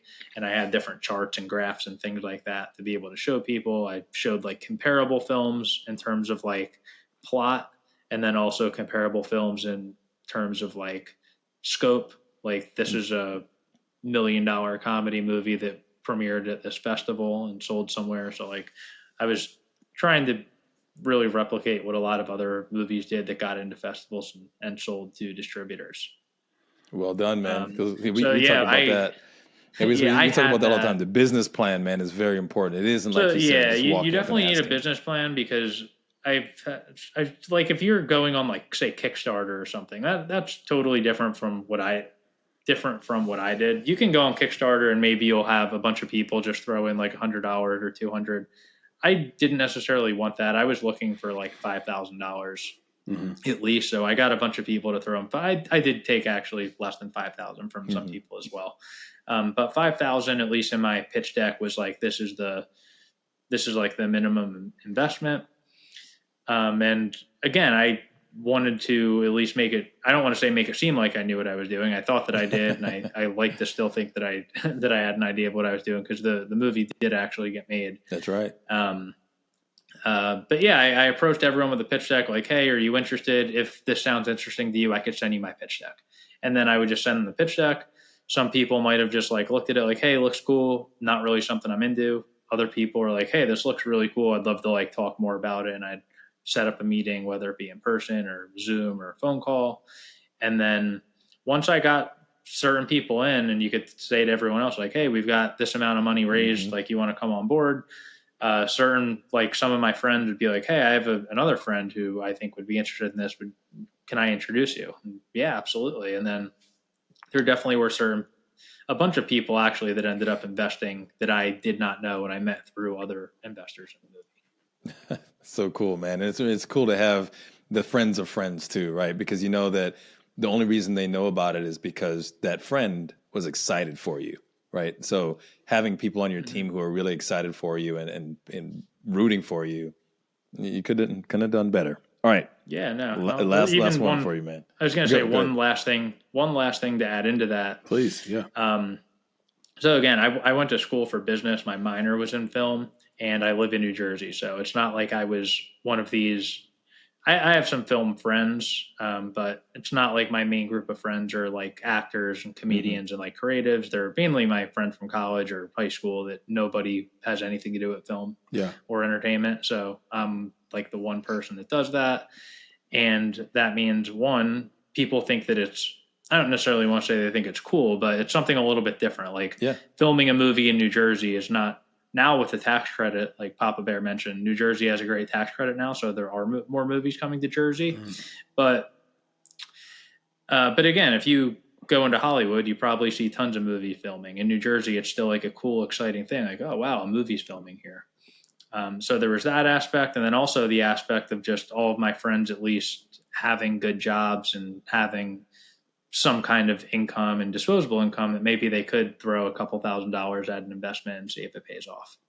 Cool. Yeah, that's perfect, man. All right, last one. We're going to close it out. So I know on Plan B, you had you as, I guess, director, writer, producer. You did bring a producer on, but correct me if I'm wrong. You didn't have a casting director, right? We did not. So we experimented with a casting director very early on, didn't really have much luck, and then ended up, and that was like, I'll say, an earlier version of the movie. We ended up not casting any of the roles, and we're like, all right, we got to do this ourselves. So how did you do it? That's the question. How do you attach notable talent to an indie film without a casting director? I'll say one, there's a website for all the filmmakers out there, Breakdown Express.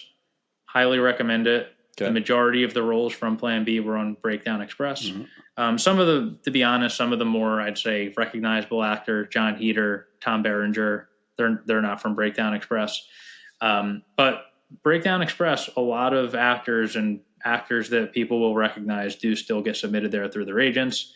I don't want to say anyone can do it. They do require you to take like a training class on it, and it's like a group Zoom where there's like an instructor, but it doesn't cost any money. You do have to have your movie, I believe, registered through SAG. So it at least shows that like the movie is on a path to production.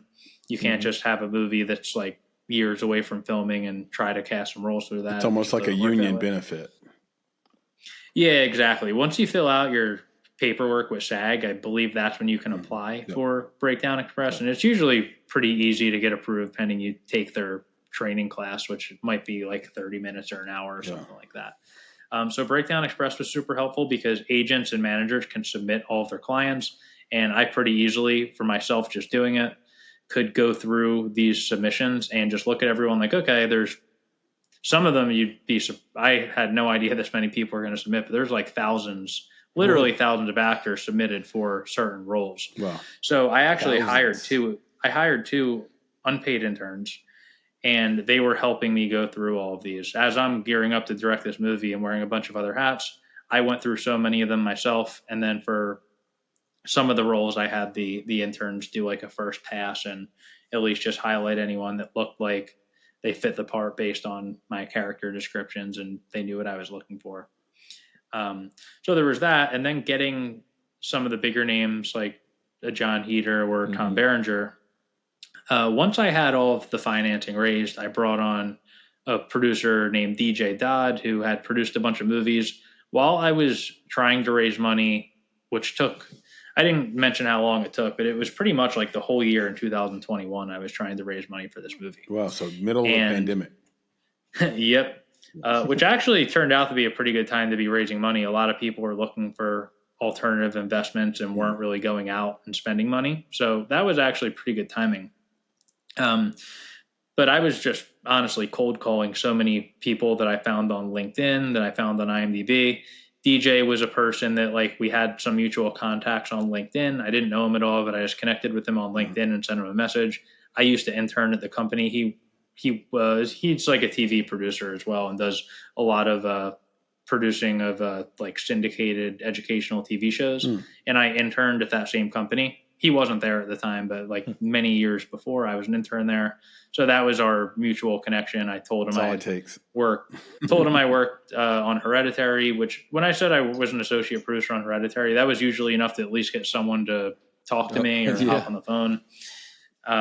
So I told him, I hopped on the phone with him, told him about the movie. He was not necessarily someone that was like helpful, at least for investing or raising money. He puts movies together a totally different way than what I did for Plan B. Mm. But I knew that he had some great contacts with cast and cast agents. So, and he really loved the script. So I kept him posted on what I was doing, maybe checked in every few months. And then once I had the financing and we didn't have a casting director, I was trying to cast the movie myself and calling agents, and they just didn't take me seriously at all because I also was directing. So for anyone out there who is also directing the movie or even wrote the script, I would say you need someone else to be making these calls for you. Because your producer should, right?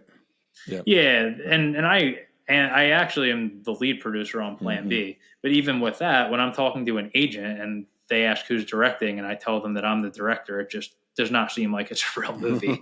So I needed someone else. And DJ, you could look him up, and he's produced like 30 plus movies, maybe even 40 movies at this point, with a lot of big name actors like Bruce Willis and people like that. So I brought DJ on board as a producer, and he was the one who was spearheading our casting efforts. I came up with a lot of ideas, like John Heder, I mentioned, was in my pitch deck. He's someone I wanted from the beginning, and DJ would be like, all right, who do you want? I'd say John Heder, and then he would call John Heder's agent and send the script, and John Heder wanted to do it. And it was like that, like say for like Shannon Elizabeth, and Tom Berenger was actually DJ's idea. Jamie Lee actually was interested beforehand. I believe me and Jamie might have at least talked on social media before DJ came on board, but I remember DJ coming on board and like negotiating a contract for her. So he also negotiated all of the contracts with the cast, which was great because I didn't have any experience doing that. Yeah, it's incredible. Shannon Elizabeth from American Pie fame. Tom Berenger has been in 100 things. Really talented, really talented actor. And of course, John Heder from Napoleon Dynamite fame, but also he has several movies where he's been really Benchwarmers, Blades of Glory. Blades of Glory he was so underrated. There's a classic one. Yeah, so, that's a great early 2000s. I was going to say that's Step Brothers. Yeah. Right in the that's the movie that had the famous line. No one knows what it means, but it gets the people going. That's from Blades of Glory. And so really it's provocative. Yeah, it's provocative. Yeah, that's I think that line came from Blades of Glory, which of course Kanye West used down the line as a sample in the Watch the Throne album. I think is where that came up. So yeah, you hit it with a great cast, man. Wow. Yeah. Congratulations. Man. Thank you. I will also say a shout out to Vernon Davis, NFL player. Oh yeah, former NFL player, former tight end for the Niners. Yeah, Vernon is in the movie as well, and he's super funny. Wow, Vernon Davis acting. Okay, I love Vernon Davis, and we have to check this thing out. We can't wait to do it and see it. Hopefully, maybe right after, maybe in a few minutes here, you could tell everybody where they can watch it. And are you going to try to put it in theaters again, or is that just done? Is it just all digital from going forward? So I think the theaters are done, unless, who knows, maybe there could be like a 5-year anniversary screening. I know Nick, you just said you saw the John Wick 10-year anniversary. Yeah. I don't think Plan B is going to get as big of an audience to be able to have a 10-year anniversary, but who knows? No, dude, listen, you should couple it I can't wait with to see it, other I need movies a good laugh. that you've watched, right, that are the pregnancy films. Like, just do a double header. What's that, Katherine Heigl? Exactly. Yeah, maternity month or something. Yeah. We were just talking about starting a day. It could be like National Pregnancy Movie Day. Pregnancy Movie Day. Like it's a thing, bro. Let's do it. Let's make it happen. And then everybody watch Plan B and those. What's the Katherine Heigl movie with? Knocked Up. Knocked Up. So you watch Knocked Up, but you watch Plan B first. There you go. Watch Baby Mama. There's a lot. There's a lot of good pregnancy movies out there. I've watched all of them. I know you have. Like you gotta send that list to me, and we can put that in the notes too. Like here's all the pregnancy movies you gotta watch. I think this is. I think we're onto something. Yeah, email the list for sure, man. Like I'm kind of this is starting to warm up for me. This is this is a what they call in business a going concern. This is right. this is something happening. Okay, so before I ask you, and thank you for the Q&A, Nick. That was awesome. I also realized I'm sorry to interrupt, but please. I didn't say any of the places Plan B actually is playing.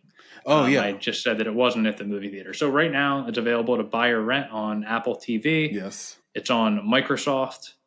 It is on Google Play. Fandango at home, which is also Vudu, and it's on YouTube TV and YouTube Movies. So if you have YouTube TV and search it pops up. But if you don't have YouTube TV, you can just go to the movie section on YouTube. It's available to buy or rent.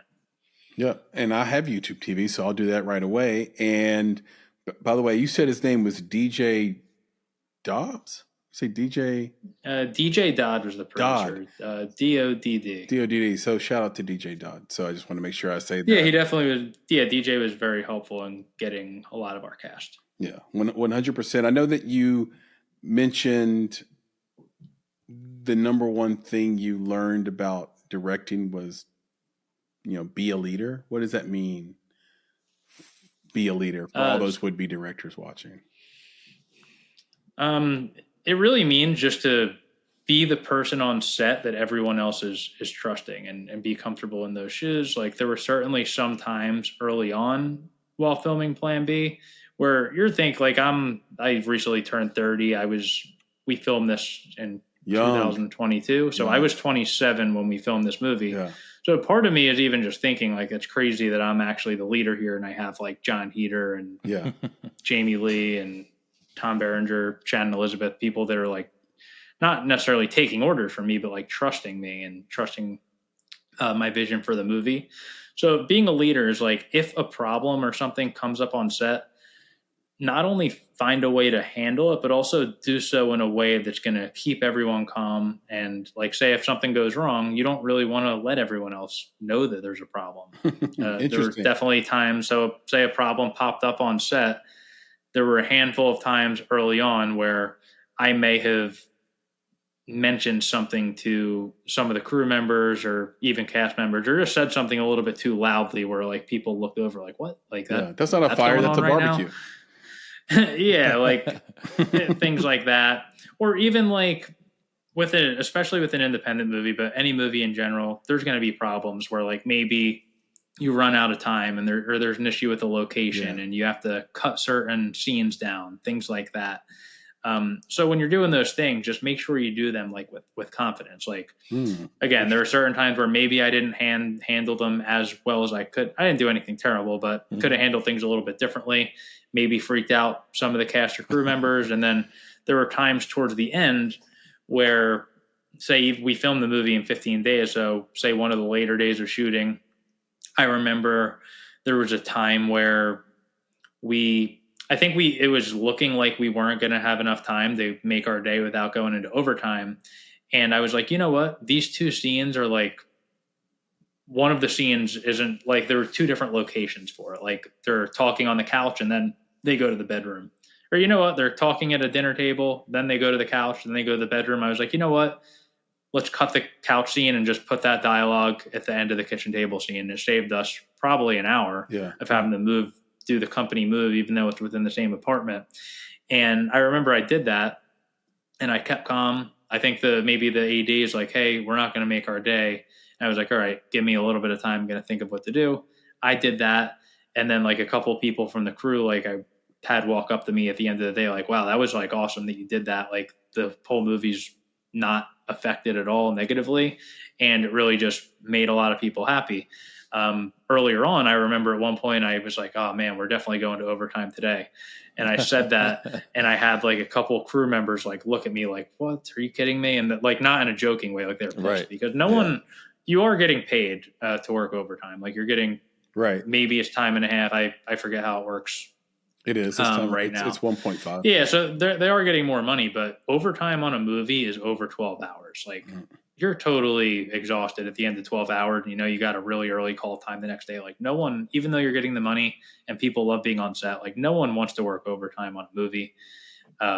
So I remember saying that, and it really, like, I don't want to say upset, but it killed the spirits a little bit for a few crew members. Like, oh man, we're going to be here for like 4 more hours, killed morale a little bit. So just being a leader, I think, means just being like someone that everyone can look up to. And even if you don't know, even if you don't know what you're doing or don't know how to handle it, at least like make it seem like you do, just because again, you're the leader and you need all these people to trust you, and they are trusting your vision. So I think it's the least you can do. Yeah. Modified, fake it till you make it, Nick. That's what But I love the trust part. Like. Yeah. Yeah. Cause he didn't come out of the gate saying it's, I'm the one giving the orders. He said, it's the person that. I definitely grew as a person for sure throughout those 15 days of filming, because I never directed a movie before. I directed a short film that was totally different because it was like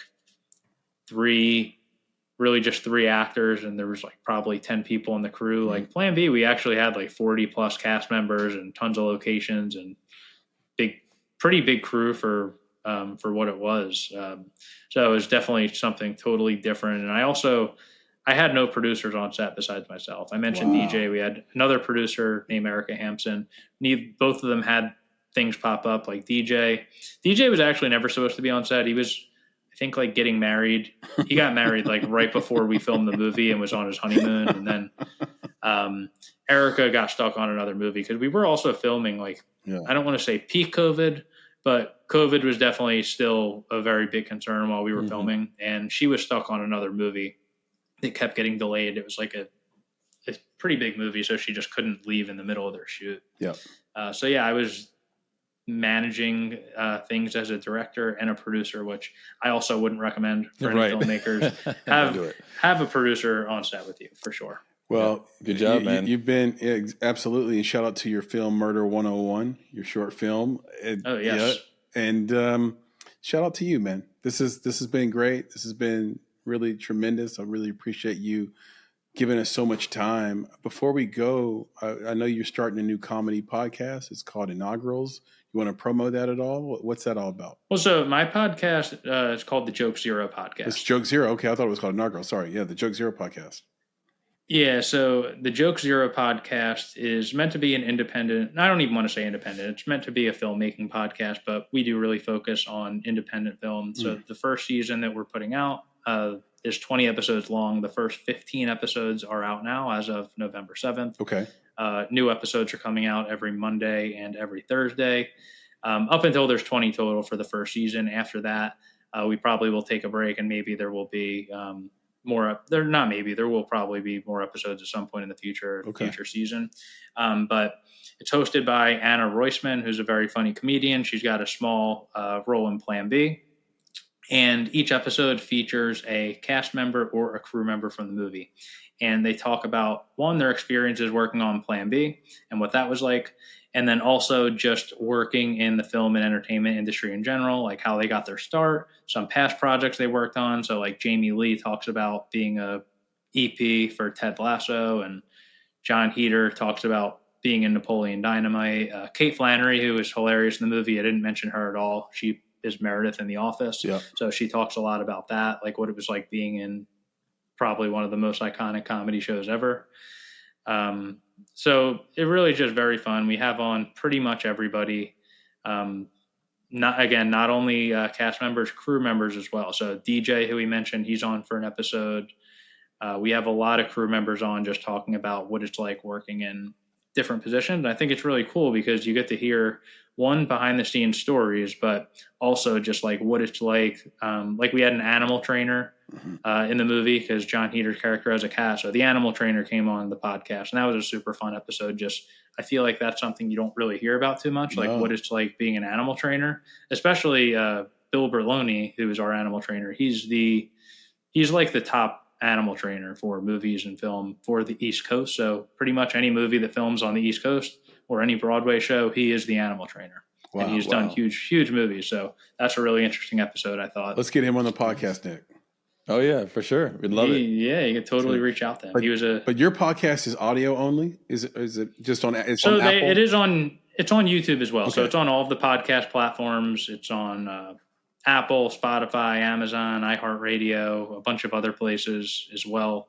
And it is also on YouTube. So there is a video element. It's honestly just recorded virtually through Zoom. So it's not like any crazy production value, but a lot of times it is cool just to see the faces. Yeah, you have a great podcast because you got a great cast in your movie. So Yep. Exactly. That's honestly why I did it, because I figured, like, what other time am I going to have an opportunity to get all of these amazing guests on any kind of platform? All at once. That's perfect, man.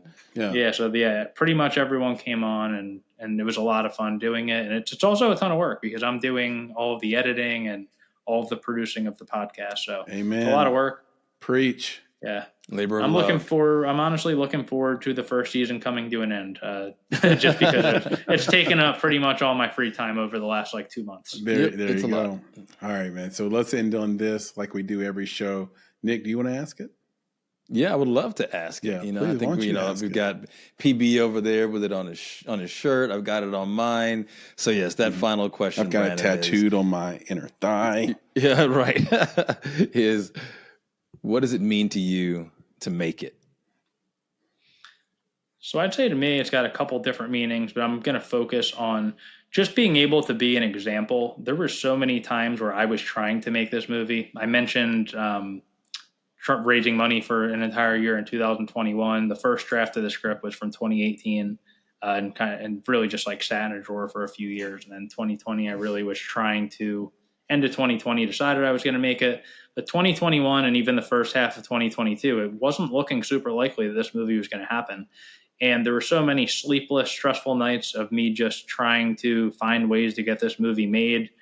And one of the things that I did and really made me feel a lot better was going on YouTube or going on Spotify or Apple and listening to podcasts of people who were essentially what I was trying to be, like filmmakers who weren't famous filmmakers, but had just made their first movie.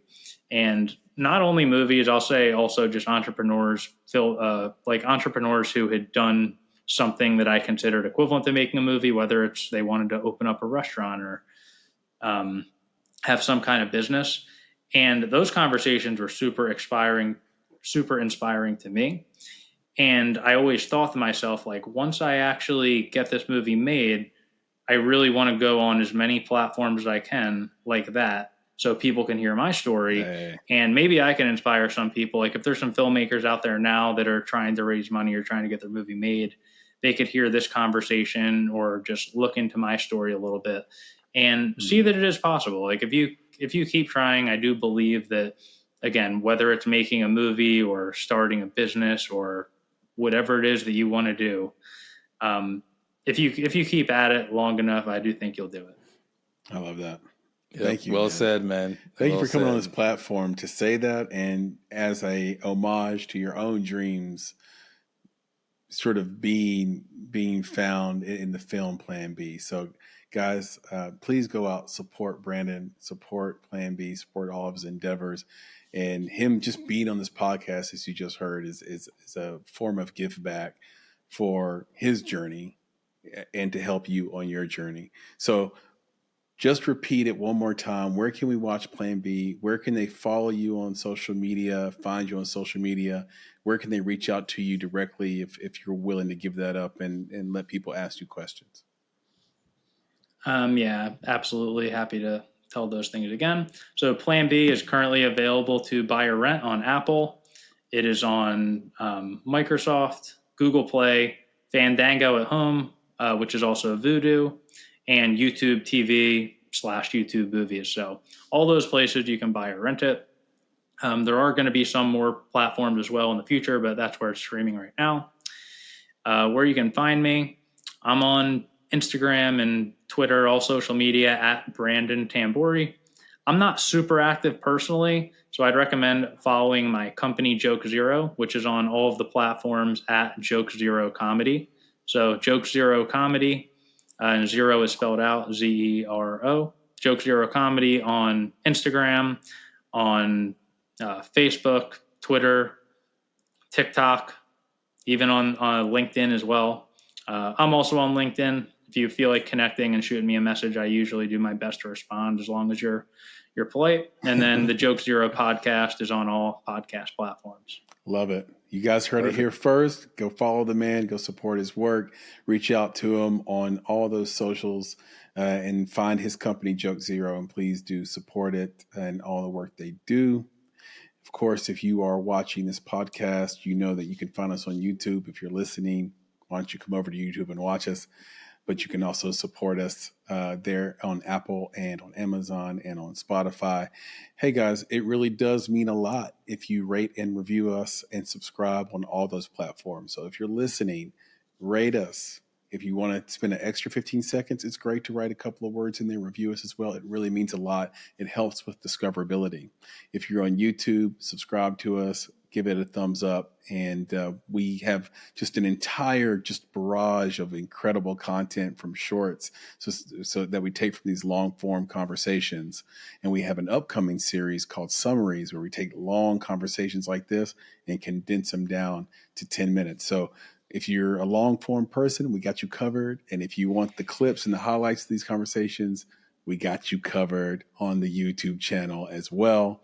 You can go to our shop, our partnership with Cotton Bureau. So it's cottonbureau.com. We sell incredibly buttery and velvety t-shirts, long sleeve tees, hoodies, zip up hoodies, hats, all that stuff. So go to cottonbureau.com and search for the Make It podcast, and we will come right up.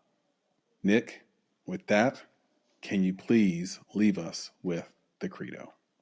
Of course. This is a great time of this podcast, this conversation. We get to say thank you to Brandon. And of course, thank you to Papa Bear and Chris and intern Sam, who had to go.